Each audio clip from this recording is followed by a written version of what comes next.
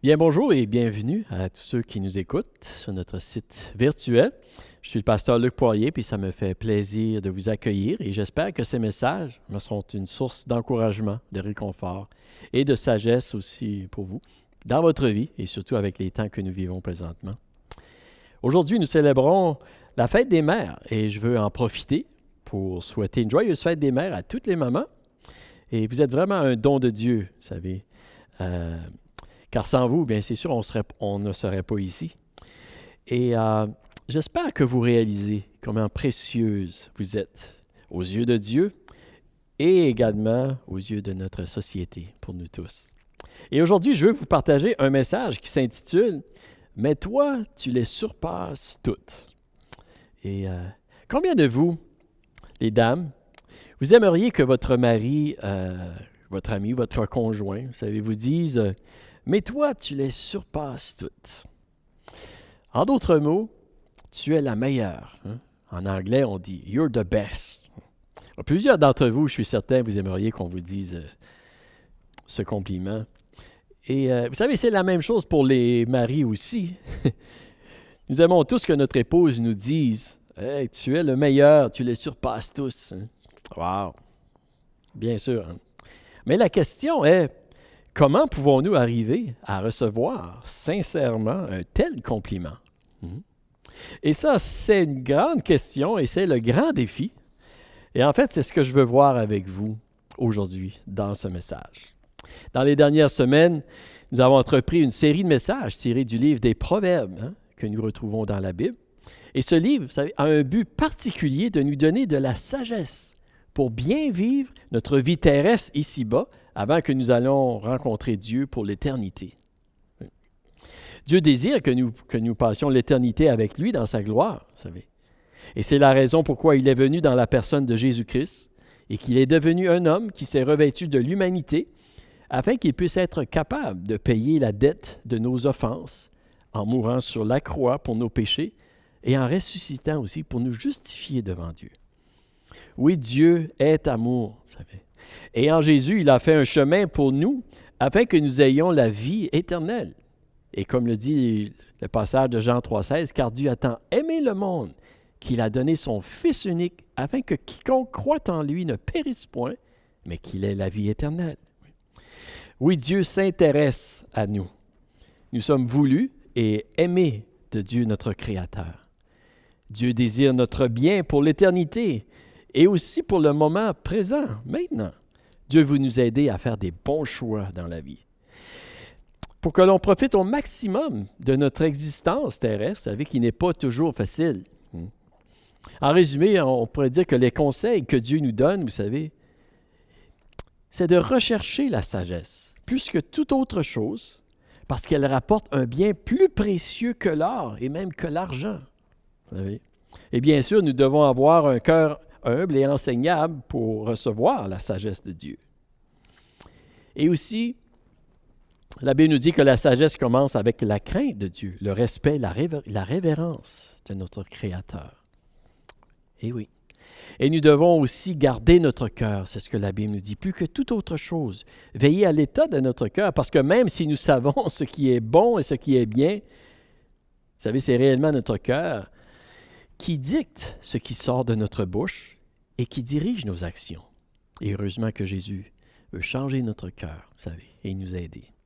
Nous voyons aussi dans la Bible que Dieu s'intéresse à tous les domaines de notre vie, parce que Dieu, il sait que si les choses ne vont pas bien à quelque part, tout notre bien-être, notre bonheur sera affecté. Et c'est la raison pourquoi le livre des Proverbes nous donne des conseils, à savoir, vous savez, comment gérer nos amitiés, nos finances, notre travail, notre mariage, même nos relations avec nos enfants et bien d'autres choses. Oui. Les Proverbes parlent beaucoup, vous savez, au sujet de la famille. Oui. Parce qu'après notre relation avec Dieu, nous pourrions dire que c'est le domaine de notre vie qui affecte le plus notre bien-être. Et il y a une expression qu'on entend parfois, vous l'avez peut-être déjà entendue, qui dit ceci en anglais. Hein? On dit « happy wife, happy life hein? ». Femme heureuse, vie heureuse. Hein? Et je suis persuadé qu'il y a beaucoup de femmes qui disent « Amen » ici. Mais vous savez, même si ça, ce n'est pas écrit dans la Bible comme tel, Je crois qu'il y a beaucoup de vérité dans cette expression-là. Et la semaine dernière, vous savez, alors que nous avons vu comment, en tant que parents, nous pouvons devenir un refuge et une source de vie pour nos enfants, et je me suis adressé particulièrement aux pères, aux hommes, la semaine dernière. Cette semaine, je veux m'adresser surtout aux mamans, aux mères, à toutes les dames, en fait. Mais je dois vous dire que le message que je vais vous partager s'applique aussi aux hommes. Donc, comment pouvons-nous arriver à recevoir le compliment, mais toi, tu les surpasses toutes? J'aimerais qu'on puisse lire dans le livre des Proverbes, au chapitre 31. Nous allons lire à partir du verset 10 jusqu'au verset 31. Et ça nous dit ceci.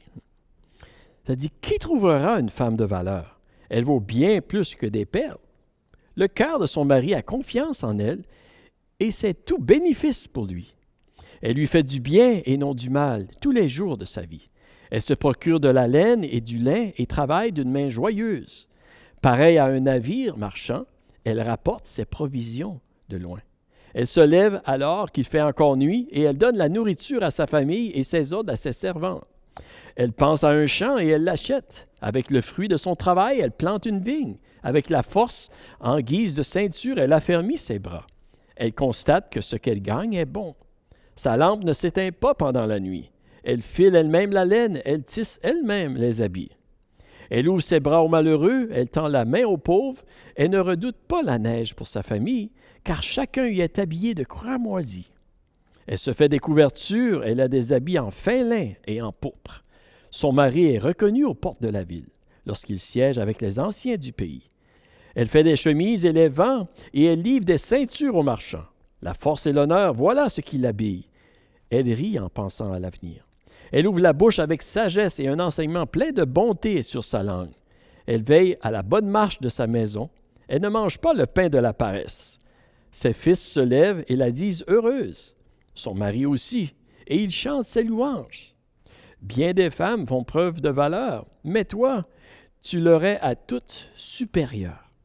Dans une autre version, tu les surpasses toutes. Verset 30, « La grâce est trompeuse et la beauté est illusoire. C'est de la femme qui craint l'Éternel qu'on chantera les louanges. Donnez-lui du fruit de son travail et qu'aux portes de la ville, ses œuvres fassent son éloge. » J'aimerais prier ici un moment. Seigneur, je prie qu'à travers ce message, tu puisses tous nous encourager, et particulièrement les dames, Seigneur. Nous encourager à rechercher ta sagesse et à croire aussi que tu peux faire de nous tous des personnes de grande valeur, Seigneur, avec ta force qui agit en nous. Aide-nous à croire, Seigneur, que nous pouvons être et devenir, Seigneur Dieu, de grandes bénédictions pour notre famille et aussi apporter gloire à ton nom. Et je prie que tu m'aides à partager ce message et que tu bénis tous ceux qui écoutent ce message. Au nom de Jésus, je prie. Amen. Amen. Comment pouvons-nous arriver à recevoir le compliment, mais toi, tu les surpasses toutes? Bien, premièrement, la première chose que je vais voir avec vous, c'est qu'il faut bien comprendre ce que signifie le portrait de la femme de valeur. Vous savez, lorsque Dieu a créé le monde et l'humanité, il a créé l'homme et la femme. Il les a créés différents afin qu'ils se complètent et qu'ils puissent former une famille et se multiplier. Dieu les a créés à son image et c'est pourquoi, vous savez, nous sommes différents des animaux et nous pouvons avoir une relation personnelle avec Dieu. Et lorsque Dieu a terminé sa création, il a dit que c'était très bon. C'est Dieu qui a choisi de créer l'homme un homme et la femme une femme. Et Dieu a dit que c'était très bon. Et nous pouvons dire la même chose aussi à nos fils et à nos filles. C'est très bon que tu sois une fille et c'est très bon que tu sois un garçon. Et dans le livre des Proverbes, au chapitre 31, nous voyons une description de la femme de valeur. Ou dans une autre traduction, nous lisons vertueuse, la femme vertueuse. Et nous lisons qu'elle a plus de valeur que des perles. Mais avant que nous regardions la description de cette femme de grande valeur, il est important de bien comprendre ce que signifie cette description. Nous voyons que cette femme Elle possède des capacités exceptionnelles, au point où lorsqu'une dame lit toutes ses qualités remarquables, vous savez, elle peut se dire « Wow, je ne serai jamais capable d'atteindre ce niveau de valeur. Je n'ai pas toute cette énergie ou toutes ces qualités. » Et elle peut se décourager. C'est pourquoi, vous savez, il faut bien comprendre l'objectif de cette description de cette femme. Et en fait, elle est un modèle de l'idéal féminin, de la femme idéale, plutôt qu'un modèle à imiter dans chaque détail. En réalité, nos journées de 24 heures, vous savez, ne sont pas assez longues, ne seraient pas assez longues pour faire tout ce que cette femme réalise. C'est pratiquement impossible de lui ressembler dans tous les aspects. C'est pourquoi elle doit plutôt être une source d'inspiration pour nous inciter à développer le potentiel unique que Dieu a mis en chacun de nous et particulièrement le potentiel que Dieu a mis dans chaque dame. C'est comme, vous savez, les modèles de foi et de courage que nous retrouvons dans la Bible. Ils n'ont pas pour but de nous décourager, mais plutôt de nous encourager à croire dans ce que Dieu peut faire avec nous. Et le portrait de la femme de valeur doit être compris de cette façon pour nous inspirer à développer le potentiel unique que Dieu a placé en chaque femme, oui, selon les dons qu'il leur a donnés et selon l'appel qu'il a placé sur chacune d'elles.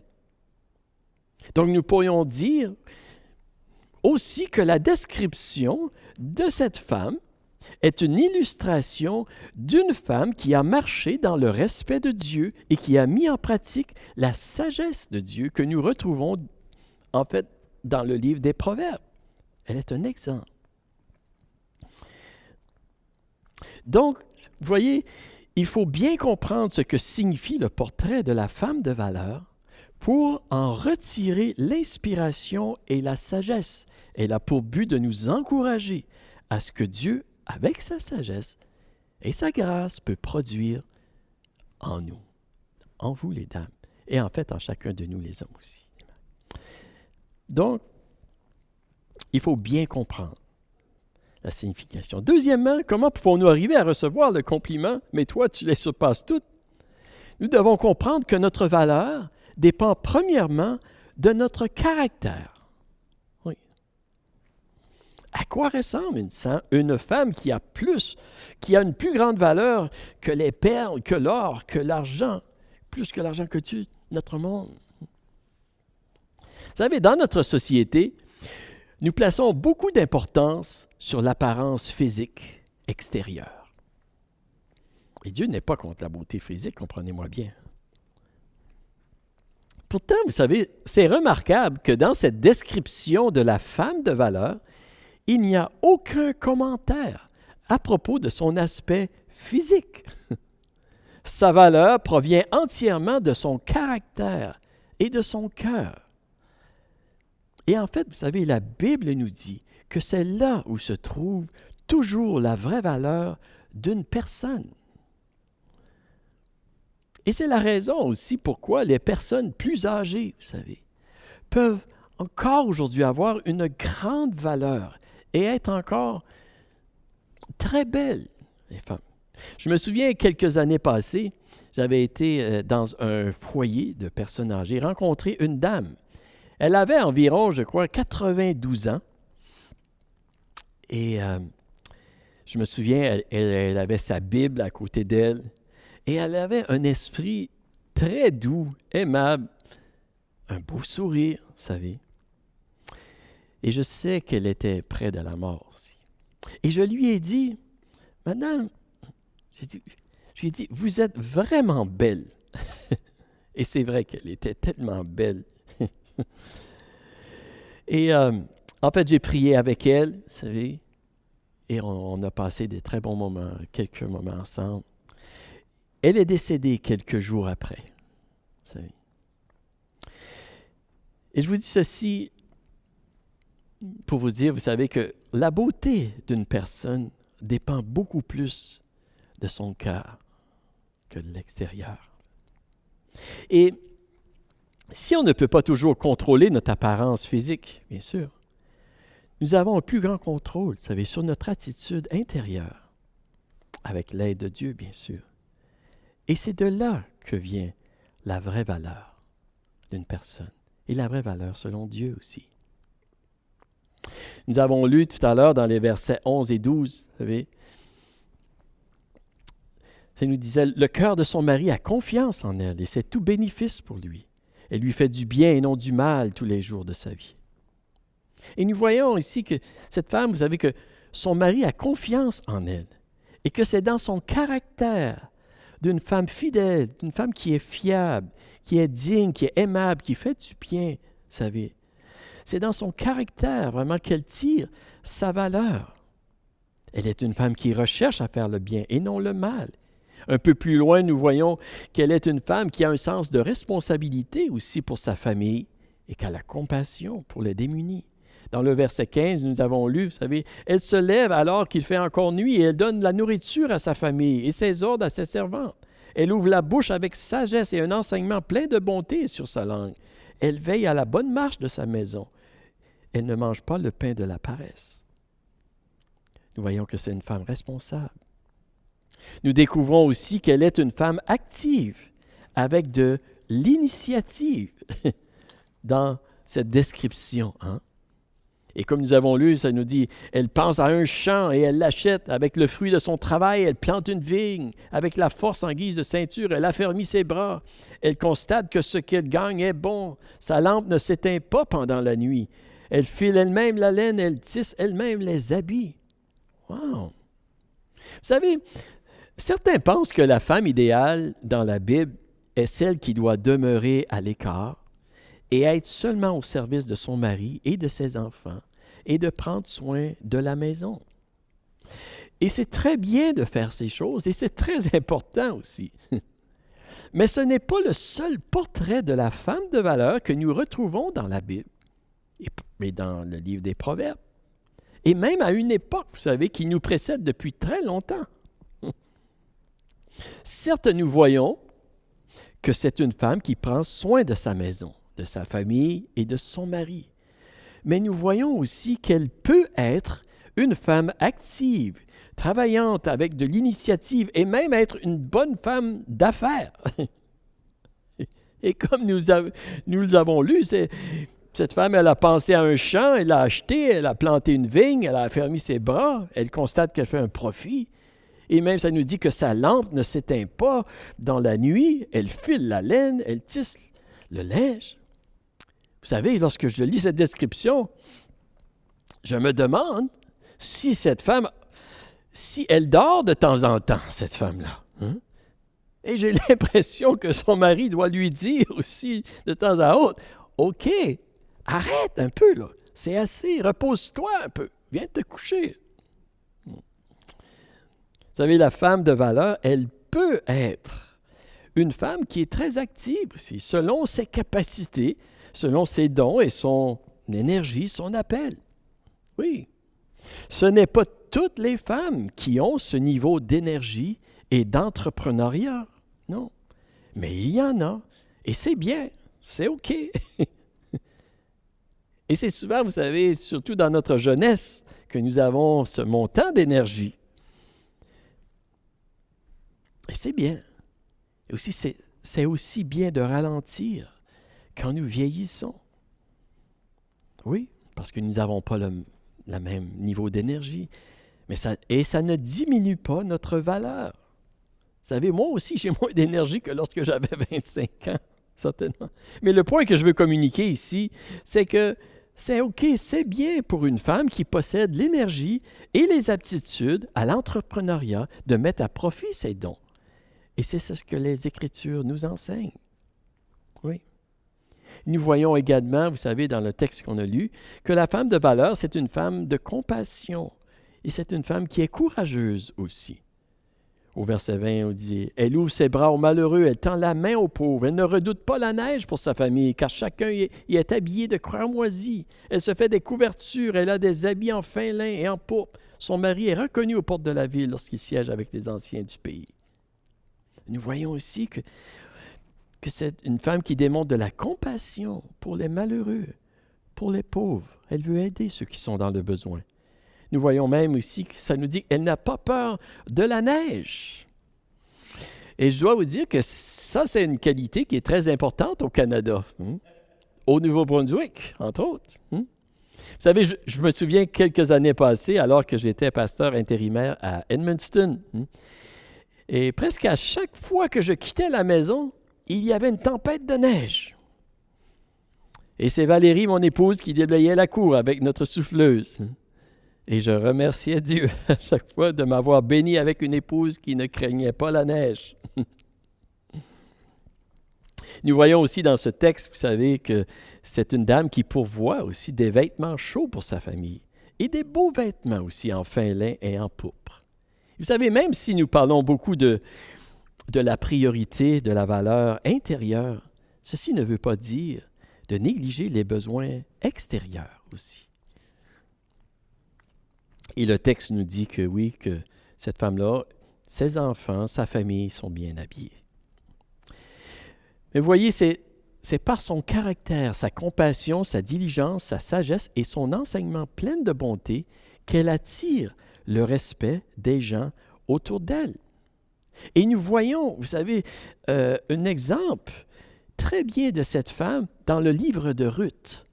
Et dans le livre de Ruth, le chapitre 3, le verset 11, nous lisons ceci, qui nous parle de Ruth en fait. Ça dit, « Maintenant, ma fille, n'aie pas peur, je ferai pour toi tout ce que tu diras, car tout le monde chez nous sait que tu es une femme de valeur. » C'est les paroles de Boaz à l'égard de Ruth. Vous savez, Ruth, elle était une femme très pauvre, une veuve, qui devait aller glaner sa nourriture pour survivre. Et pourtant, elle avait la réputation d'une femme de valeur. Et c'est à cause de son cœur, de son caractère. Elle avait choisi de ne pas abandonner sa belle-mère et de ne pas abandonner le Seigneur. Et c'est son caractère qui lui a valu cette réputation, ce compliment d'être une femme de valeur. Donc, oui. Comment pouvons-nous arriver à recevoir le compliment, mais toi, tu les surpasses toutes? Il faut bien comprendre ce que signifie le portrait de la femme de valeur. Nous devons comprendre que notre valeur dépend particulièrement de notre caractère, des qualités intérieures. Et en terminant, aussi, nous devons... La troisième chose que je veux voir avec vous aujourd'hui est ceci. C'est de la femme qui craint l'Éternel qu'on chantera les louanges. Et j'aimerais qu'on nous puissions relire ensemble le verset 30 et le verset 31 qui dit ceci. « La grâce est trompeuse et la beauté est illusoire. C'est de la femme qui craint l'Éternel qu'on chantera les louanges. Donnez-lui du fruit de son travail et qu'aux portes de la ville, ses œuvres fassent son éloge. » Et en fait, vous savez, dans ce texte, nous retrouvons un avertissement et une déclaration de vérité. Tout d'abord, l'avertissement nous dit que la grâce et la beauté peut nous tromper, peut nous séduire, peut nous jouer des tours, vous savez. Et vous savez, tout comme nous l'entendons souvent dans les médias sociaux et tous les médias autour de nous, nous pouvons penser de nous-mêmes que la chose la plus importante, c'est notre apparence physique. Et comprenez-moi bien que Dieu n'est pas contre la beauté physique. Non. Esther et Sarah étaient des femmes très belles. Vous savez, il y en a d'autres aussi dans la Bible. Vous savez. Mais ce que Dieu nous dit, c'est qu'il faut se méfier des apparences extérieures et que nous devrions rechercher premièrement la beauté intérieure pour développer notre valeur et également pour discerner la vraie valeur d'une personne. L'apôtre Pierre dit ceci en s'adressant aux dames dans son épître, dans 1 Pierre 3 et le verset 3, il dit que votre parure ne soit pas une parure extérieure, cheveux tressés, ornements d'or ou vêtements élégants, mais plutôt celle intérieure et cachée du cœur, la pureté incorruptible d'un esprit doux et paisible qui est d'une grande valeur devant Dieu. Et l'apôtre Paul le dit comme ceci, aux Colossiens 3,12, il dit « Ainsi donc, en tant qu'être choisi par Dieu, saint et bien-aimé, revêtez-vous de sentiments de compassion, de bonté, d'humilité, de douceur, de patience. » Vous savez, c'est en recherchant premièrement ces qualités intérieures et cachées dans le cœur, oui, que nous allons attirer le compliment, tu les surpasses toutes. Oui. Pour la gloire de Dieu, bien sûr. Et ceci devrait être notre priorité. Et il y a aussi la déclaration que nous trouvons ici qui dit « C'est la femme qui craint l'Éternel qu'on chantera les louanges. » Oui. C'est la femme qui marche dans le respect de Dieu. La femme qui met sa confiance en Dieu et en Jésus-Christ. Oui.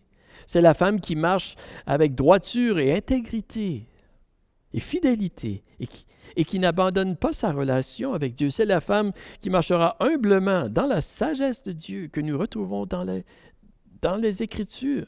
C'est cette femme qui acquérera le grand respect de son mari, de sa famille, de ses enfants, de sa communauté, et dont le mari lui dira, vous savez, comme Boaz a dit à Ruth, lui dira, et nous le lisons dans le verset 29, « Bien des femmes font preuve de valeur, mais toi, tu leur es à toutes supérieure.